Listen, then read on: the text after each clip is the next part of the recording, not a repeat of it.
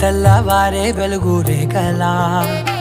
పచ్చ పచ్చ పచ్చి మట్టి బొమ్మలా అల్లి బిల్లి వెన్న పాల నురగలా అచ్చ తెలుగు ఇంటి పూల కొమ్మలా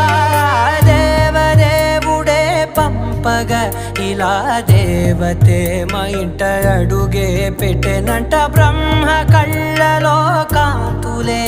మా అమ్మలా మా కోసం మళ్ళీ లాలి పాడేనంట.